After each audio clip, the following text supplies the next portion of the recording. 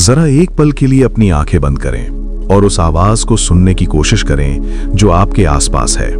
क्या सुनाई दे रहा है? शोर, गाड़ियों का शोर, लोगों का शोर और सबसे ज्यादा बातों का शोर। दुनिया में दो तरह के लोग होते हैं और कुदरत ने इसका सबसे बड़ा सबूत परिंदों की दुनिया में दिया है। एक तरफ होता है तोता यानी पैरट। तोता बोलता बहुत है, वो शोर मचाता है, वो दूसरों की नकल करता है, वो वही बोलता है जो उसे सिखाया गया है। उसके पंख खूबसूरत होते हैं लेकिन वो कभी ऊंची उड़ान नहीं भर सकता। वो पिंजरे में खुश रहता है। लेकिन दूसरी तरफ आसमान में एक खामोशी होती है, एक ऐसी खामोशी जिसे देखकर तूफान भी अपना रास्ता बदल लेता है। वो है बाज, ईगल। बाज शोर नहीं मचाता, वो चिल्लाता नहीं है, वो बस शांति से बादलों को चीरते हुए इतना ऊपर निकल जाता है जहां बाकी परिंदे पहुंचने का सपना भी नहीं देख सकते। अगर आपको अपनी जिंदगी में भीड़ का हिस्सा नहीं बनना, अगर आपको जमीन पर रेंगने वाले लोगों की तरह नहीं जीना, तो आपको आज ये फैसला लेना होगा। क्या बनना है आपको? एक तोता जो सिर्फ बोलता है या एक बाज जो खामोशी से अपना शिकार और अपना मुकाम हासिल करता है? नमस्ते दोस्तों, स्वागत है आपका बुक बाइट ऑडियो में। आज हम किसी किताब के पन्ने नहीं पलटेंगे। आज हम जिंदगी के उस चैप्टर को पढ़ेंगे जो शायद स्कूल या कॉलेज में कभी पढ़ाया ही नहीं गया। आज हम बात करेंगे बाज की मेंटालिटी के बारे में। बाज पक्षियों का राजा क्यों है? साइज में उससे बड़े पक्षी हैं, ताकत में भी शायद उससे बड़े जानवर हैं, लेकिन एटीट्यूड में बाज का कोई मुकाबला नहीं। आज मैं आपको बाज से जुड़ी 5 ऐसे बातें बताऊंगा, 5 ऐसे लाइफ लेसन्स जो अगर आपने अपने अंदर उतार लिए तो यकीन मानिए आने वाले 1 साल के अंदर आप वो इंसान बन जाएंगे जिसे देखकर लोग कहेंगे कि इसने अपनी दुनिया कैसे बदल ली। तो चलिए शुरू करते हैं इस सफर को। सबसे पहला लेसन, और यह सबसे कड़वा सच है, बाज हमेशा अकेला उड़ता है। Eagle flies alone. कभी आपने गौर किया है? कबूतर झुंड में उड़ते हैं, चिड़ियां झुंड में चहकती हैं, भेड़ बकरी झुंड में चलती हैं, क्योंकि झुंड उन्हें सिक्योरिटी देता है, एक झूठी तसल्ली देता है। लेकिन बाज या तो दूसरे बाज के साथ उड़ेगा या फिर बिल्कुल अकेला।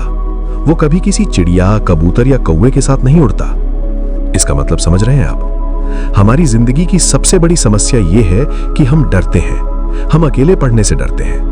हमें लगता है अगर हम दोस्तों के साथ नहीं घूमे, अगर हमने वो नहीं किया जो सब कर रहे हैं, तो हम पीछे रह जाएंगे। इसलिए हम छोटी सोच वाले लोगों के साथ रहना शुरू कर देते हैं। वो लोग जिनकी बातें सिर्फ दूसरों की बुराई, मूवी या बेकार की चीजों तक सीमित है। बाज हमें सिखाता है कि नैरो माइंडेड लोगों से दूर रहो। अगर आपके आसपास कोई ऐसा नहीं है जो आपके सपनों को समझ सके, जो आपके विजन के लेवल का हो, तो बेहतर है कि आप अकेले चलो। क्योंकि सच्चाई ये है दोस्तों कि जब आप अकेले होते हैं तभी आपको खुद को जानने का मौका मिलता है। भीड़ में शोर होता है, अकेलेपन में विचार होते हैं। जब आप अकेले होते हैं तब आपको पता चलता है कि आपकी असली ताकत क्या है। बाज अकेला उड़ता है क्योंकि उसे पता है कि उसकी उड़ान बाकियों से अलग है। अगर आप भी जिंदगी में कुछ बड़ा करना चाहते हैं, कोई बड़ा बिजनेस, कोई बड़ा एग्जाम क्रैक करना या यूट्यूबर बनना, तो ये बात याद रखना, ये रास्ता अकेला होगा। लोग आपको पागल कहेंगे, लोग आपका साथ छोड़ेंगे, लेकिन उस वक्त डरना मत। याद रखना, आप बाज हैं और बाज चिड़ियों के साथ रेस नहीं लगाता। दूसरा सबसे बड़ा लेसन जो हमें बाज से सीखना चाहिए वो है उसका विजन। बाज की नजर इतनी तेज होती है कि वो 5 किलोमीटर ऊपर से जमीन पर चल रहे अपने शिकार को देख सकता है। 5 किलोमीटर, जरा सोचिए। और मजे की बात यह नहीं है कि वो देख सकता है, मजे की बात यह है कि एक बार जब वो अपने लक्ष्य को, अपने गोल को लॉक कर लेता है, फिर चाहे हवा कितनी भी तेज हो, धूल उड़ रही हो या धूप हो, वो अपनी नजर अपने शिकार से नहीं हटाता जब तक उसे पा नहीं लेता। आज हमारी जनरेशन की सबसे बड़ी प्रॉब्लम क्या है? फोकस। हमारा फोकस 5 मिनट भी एक जगह नहीं टिकता। हम एक काम शुरू करते हैं, थोड़ी सी मुश्किल आती है, हम रास्ता बदल लेते हैं। हम पढ़ने बैठते हैं, फोन बजता है, हमारा ध्यान भटक जाता है। हमारे पास विजन की कमी है। बाज हमें सिखाता है कि रास्ते में चाहे कितनी भी रुकावटें आए, फोकस सिर्फ गोल पर होना चाहिए। आपने कभी नोट किया है, जब बाज शिकार के लिए नीचे आता है तो बीच में पेड़ आते हैं, चट्टान आती हैं, दूसरे पक्षी आते हैं। अगर बाज उन्हें देखने लग जाए तो वो कभी शिकार नहीं कर पाएगा। वो उन सबको ब्लर कर देता है, धुंधला कर देता है। उसकी आंखों में सिर्फ उसका गोल होता है। क्या आपकी जिंदगी में वो लेजर फोकस है, या आप हर छोटी छोटी बात पर डिस्टर्ब हो जाते हैं? किसी ने कुछ बोल दिया, मूड खराब हो गया, एग्जाम में मार्क्स कम आए, डिप्रेशन में चले गए। ये फोकस की कमी है। बाज बनना है तो अपनी निगाहें अर्जुन की तरह या उस बाज की तरह अपने लक्ष्य पर गड़ा दो। जब तक हासिल ना हो जाए, रुकना नहीं है, थकना नहीं है। तीसरा लेसन, और ये लेसन आपके दिल को छू जाएगा। ये लेसन है आपके पास्ट के बारे में, आपके बीते हुए कल के बारे में। बाज कभी भी मरा हुआ जानवर नहीं खाता। गिद्ध मरे हुए जानवर खाते हैं, लेकिन बाज नहीं। बाज हमेशा फ्रेश शिकार करता है। वो खुद मारता है और खाता है। इसका मतलब क्या है? इसका गहरा मतलब ये है कि बाज डेड थिंग्स पर जिंदा नहीं रहता। और हम इंसान क्या करते हैं? हम अपने मरे हुए पास्ट को अपने कंधों पर लेकर घूमते हैं। पुरानी यादें, पुराने धोखे, किसी ने दिल तोड़ा था, किसी ने बुरा भला कहा था, बिजनेस में लॉस हुआ था। हम उन मरी हुई बातों को रोज याद करते हैं। हम उन्हें अपने आज में जगह देते हैं। दोस्तों, जो बीत गया वो मर गया। वो उस मरे हुए जानवर की तरह है जो सड़ चुका है। अगर आप सड़ी हुई चीज खाएंगे तो आप बीमार पड़ेंगे, आपकी आत्मा बीमार पड़ेगी। बाज हमें सिखाता है कि पुरानी सफलता भी मायने नहीं रखती और पुरानी हार भी मायने नहीं रखती।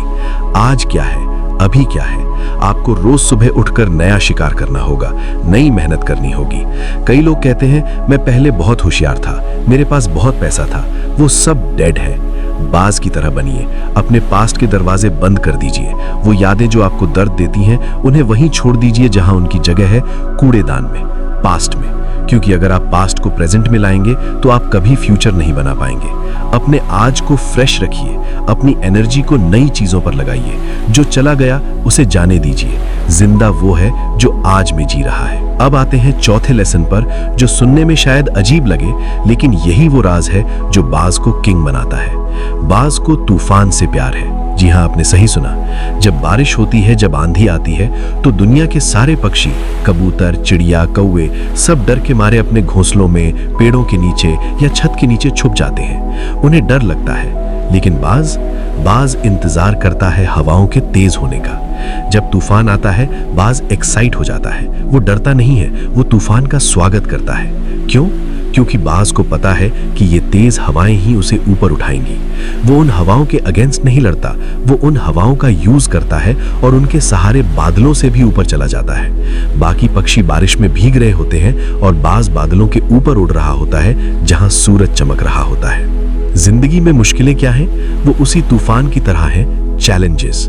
नेपोलियन हिल ने कहा था कि हर बड़ी मुसीबत अपने साथ उससे भी बड़ी सफलता का बीज लेकर आती है। जब आपकी जिंदगी में दुख आए, जब फाइनेंशियल क्राइसिस आए, जब फैमिली प्रॉब्लम आए, तो डरना मत, छुपना मत, एक विक्टिम की तरह रोना मत कि मेरे साथ ही ऐसा क्यों हो रहा है, बल्कि बाज की तरह सोचना कि ये तूफान आया है तो मुझे ऊपर उठाने के लिए आया है।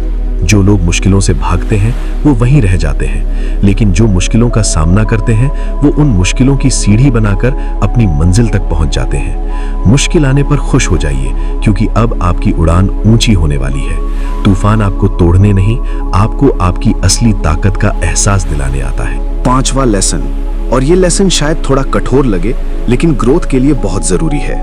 बाज अपने घोंसले से सॉफ्ट ग्रास यानी नरम घास को निकालकर फेंक देता है। जब बाज के बच्चे छोटे होते हैं तो घोंसला नरम होता है, लेकिन जैसे ही वो उड़ने लायक होने लगते हैं, मादा बाज, मदर ईगल, उस घोंसले से सारे नरम पंख और घास निकाल देती है।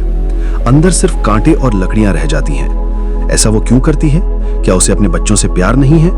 प्यार है, इसलिए करती है क्योंकि अगर घोंसला कंफर्टेबल होगा, अगर वहां नरम घास होगी, तो बच्चा कभी उड़ना नहीं चाहेगा, वो वहीं लेटा रहेगा, वो कंफर्ट जोन में चला जाएगा।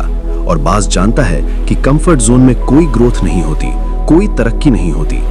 दोस्तों, हम इंसान भी यही गलती करते हैं। हम कंफर्ट ढूंढते हैं, एसी वाला कमरा, आसान नौकरी, बिना मेहनत का पैसा। जितना आप कंफर्ट जोन में रहेंगे, आने वाली जिंदगी उतनी ही अनकंफर्टेबल हो जाएगी। अगर आज आपने अपने आप को कष्ट नहीं दिया, अगर आज आपने नींद की कुर्बानी नहीं दी, अगर आज आपने मेहनत की आग में खुद को नहीं तपाया, तो कल आपकी जिंदगी कांटों भरी होगी। अपने सॉफ्ट ग्रास को खुद हटाइए, अपने आप को चैलेंज दीजिए, सुबह जल्दी उठिए, वो काम करिए जिसमें डर लगता है, क्योंकि जब तक घोंसला चुभेगा नहीं तब तक आप उड़ने की कोशिश नहीं करेंगे। दोस्तों, ये तो सिर्फ शुरुआत थी। बाज की जिंदगी से जुड़े और भी ऐसे गहरे राज हैं जो आपकी सोच बदल सकते हैं। लेकिन अब सवाल ये उठता है कि इन 5 बातों को हम अपनी रियलिटी में, अपनी डेली लाइफ में कैसे अप्लाई करें। सुनना अच्छा लगता है, पर जब सुबह अलार्म बजता है तो कंफर्ट जोन वापस आ जाता है। जब फेल होते हैं तो पास्ट याद आ जाता है। तो अब हम अगले हिस्से में बात करेंगे कि कैसे एक स्टूडेंट, एक जॉब करने वाला या एक बिजनेस करने वाला इंसान इन तरीकों को स्टेप बाय स्टेप अपनी जिंदगी में उतार सकता है। और हम बात करेंगे बाज के पुनर्जन्म के बारे में, बाज की जिंदगी का वो दर्दनाक सच जो उसे दोबारा जन्म देता है। स्वागत है दोस्तों बुक बाइट ऑडियो के अगले भाग में। अभी तक हमने जाना कि बाज कैसे जीता है, लेकिन अब मैं आपको वो बताने जा रहा हूं जो शायद आपके रोंगटे खड़े कर देगा। ये कहानी सिर्फ हिम्मत की नहीं, ये कहानी है ट्रांसफॉर्मेशन की, बदलाव की, और हर बदलाव दर्द मांगता है। बाज की उम्र लगभग 70 साल होती है, लेकिन उसकी जिंदगी में एक ऐसा मोड़ आता है जब वो लगभग 40 साल का होता है। ये वो वक्त होता है जब उसके सामने मौत या नई जिंदगी का सवाल खड़ा हो जाता है।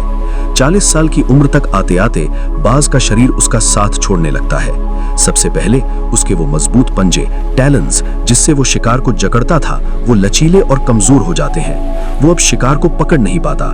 दूसरा, उसकी लंबी और तीखी चोंच, बीक, आगे से मुड़ जाती है, बेंड हो जाती है, जिससे वो खाना नहीं खा पाता। और तीसरा, उसके पंख इतने भारी और मोटे हो जाते हैं कि वो उसकी छाती से चपटने लगते हैं। उसके लिए उड़ना मुश्किल हो जाता है।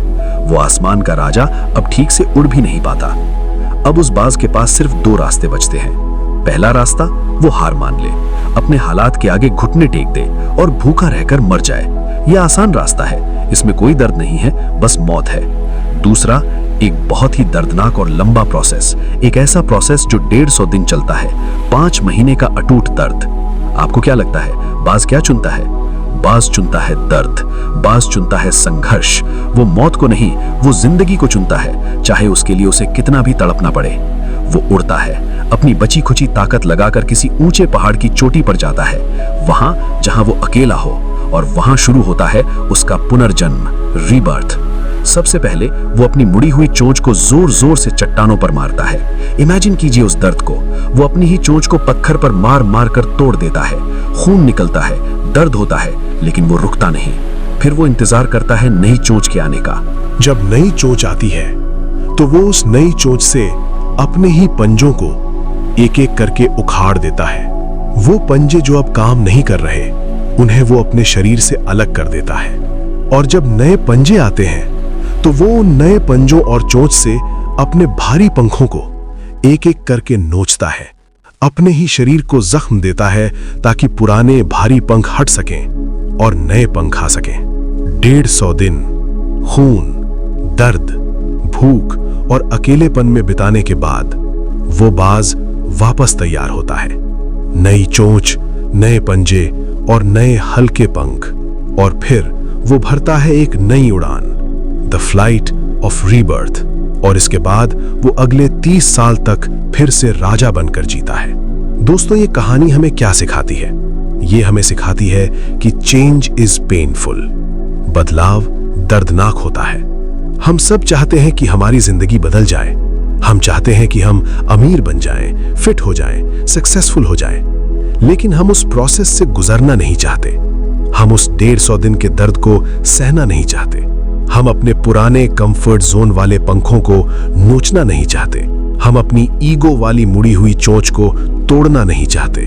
और यही वजह है कि ज्यादातर लोग 30 से 40 की उम्र तक आते आते डेड हो जाते हैं। जिंदा तो रहते हैं, पर उनके सपने मर जाते हैं। अगर आपको आज के इस कंपेटिटिव जमाने में सरवाइव करना है, तो आपको भी उस बाज की तरह अपने अंदर की बुराइयों को, अपनी आलस्य को, अपने डर को नोच कर फेंकना होगा। यह आसान नहीं होगा, इसमें रोना आएगा, इसमें अकेलापन महसूस होगा, लेकिन याद रखना, इस दर्द के बाद जो उड़ान होगी वो पूरी दुनिया देखेगी। अब आते हैं रियलिटी पर। कहानी सुनना आसान है, मोटिवेट होना आसान है, लेकिन जब हम ये वीडियो बंद करेंगे और अपनी असली दुनिया में जाएंगे, तो वहां असली चुनौती शुरू होती है। मैंने कहा था कि मैं आपको प्रैक्टिकल सॉल्यूशंस दूंगा, तो अब अगले कुछ मिनट्स हम ऑपरेशन करेंगे हमारी डेली लाइफ का। आखिर हम गलती कहाँ कर रहे हैं? हम सब जानते हैं कि सुबह उठना अच्छा है, फिर भी हम स्नूज बटन दबाते हैं। हम जानते हैं कि जंक फूड खराब है, फिर भी हम खाते हैं। हम जानते हैं कि पढ़ाई जरूरी है, फिर भी हम रील्स स्क्रॉल करते हैं। क्यों? आखिर हमारे दिमाग में ऐसा क्या ग्लिच है? इसका सबसे बड़ा कारण है short term pleasure versus long term pain.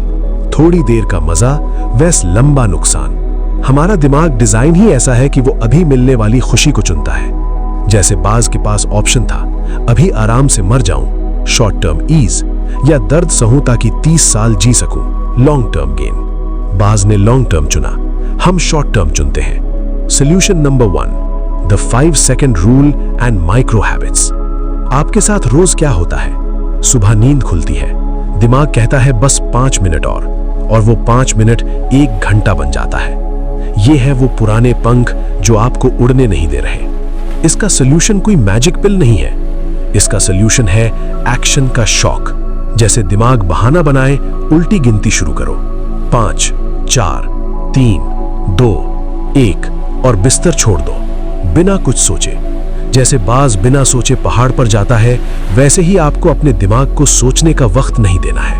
और दूसरा, हम गलती ये करते हैं कि हम एक ही दिन में बाज बनना चाहते हैं। हम सोचते हैं कल से मैं 10 घंटे पढ़ूंगा, ये नामुमकिन है। बाज भी एक एक करके पंख नोचता है, सारे एक साथ नहीं। आपको माइक्रो हैबिट्स अपनानी होंगी। अगर पढ़ने का मन नहीं है तो बोलो मैं सिर्फ 5 मिनट पढ़ूंगा, सिर्फ 5 मिनट। जब आप शुरू कर दोगे तो वो 5 मिनट 50 मिनट बन जाएंगे। मुश्किल सिर्फ स्टार्ट करने में होती है। Solution number 2, kill the validation hunger. लोग क्या कहेंगे? याद है मैंने कहा था बाज अकेला उड़ता है? हमारी जनरेशन की सबसे बड़ी बीमारी है सोशल मीडिया वैलिडेशन। हमारी आधे से ज्यादा एनर्जी ये सोचने में जाती है कि मेरी फोटो पर लाइक आए या नहीं, उसने मुझे रिप्लाई क्यों नहीं किया, लोग मुझे गरीब तो नहीं समझेंगे। ये वो चिड़िया और कौवे हैं जो आपको नीचे खींच रहे हैं। सच्चाई सुनिए, दुनिया को आपसे कोई मतलब नहीं है, सब अपनी लाइफ में बिजी हैं। जिस दिन आपने ये समझ लिया कि no one is coming to save you, कोई आपको बचाने नहीं आएगा, उस दिन आपकी असली ग्रोथ शुरू होगी। आपका करियर, आपकी हेल्थ, आपका बैंक बैलेंस, ये सब आपकी जिम्मेदारी है। अपने फोन से वो सारी चीजें डिलीट कर दो जो तुम्हें डिस्ट्रैक्ट करती हैं। ये डिजिटल सॉफ्ट ग्रास है जो तुम्हें कंफर्ट जोन में रखे हुए है, इसे निकाल फेंको। Solution number 3, the environment filter, संगत का असर। आपने सुना होगा, you are the average of the 5 people you spend time with. अगर आप 5 ऐसे दोस्तों के साथ रहते हैं जो दिन भर लड़कियों की बातें, गेमिंग या नशा करते हैं, तो लिख के ले लीजिए, छठे इंसान आप होंगे। बाज कभी कबूतरों के स्कूल में नहीं जाता उड़ना सीखने। अगर आपके आसपास ईगल्स नहीं है तो अकेले रहो, किताबों को दोस्त बनाओ, बुक बाइट ऑडियो जैसे चैनल्स को सुनो, वर्चुअल मेंटोर्स बनाओ, लेकिन उन लोगों के साथ मत रहो जो तुम्हारे सपनों का मजाक उड़ाते हैं। अपने आप से पूछो कि जिन लोगों के साथ मैं आज घूम रहा हूं, क्या मैं 5 साल बाद वैसा बनना चाहता हूं? अगर जवाब ना है तो आज ही, अभी इसी वक्त उनसे दूरी बना लो। यह है वो पंजों को उखाड़ना जो दर्दनाक है पर जरूरी है। इसके बाद आता है चौथा सबसे बड़ा सोल्यूशन, और ये जुड़ा है आपकी जेब और आपके करियर से। इसे हम कहते हैं द हंटर माइंडसेट। दोस्तों, बाज कभी डिलीवरी का इंतजार नहीं करता। बाज कभी ये उम्मीद नहीं करता कि कोई और आएगा और उसके घोंसले में खाना डालकर जाएगा। वो सुबह उठता है और शिकार पर निकलता है। चाहे उस दिन शिकार मिले या ना मिले, वो कोशिश करना नहीं छोड़ता। लेकिन आज की रियलिटी क्या है? ज्यादातर लोग वेटर माइंडसेट में जी रहे हैं। वो इंतजार कर रहे हैं, इंतजार की कोई अच्छी जॉब निकलेगी, इंतजार की सरकार कुछ करेगी, इंतजार की पापा बिजनेस सेट करके देंगे। ये इंतजार आपको कमजोर बना रहा है, ये आपके पंखों को काट रहा है। सच सुनिए, इस दुनिया को आपकी जरूरतों से कोई लेना देना नहीं है। इस दुनिया को फर्क नहीं पड़ता कि आपके पास रेंट भरने के पैसे हैं या नहीं। इस दुनिया में इज्जत सिर्फ उसकी होती है जो वैल्यू क्रिएट करता है, जो शिकार करना जानता है। अगर आप गरीब पैदा हुए थे तो ये आपकी गलती नहीं थी, लेकिन अगर आप गरीब मर गए तो ये सिर्फ और सिर्फ आपकी गलती होगी। बाज की तरह बनना है तो मांगना बंद कीजिए और छीनना सीखिए।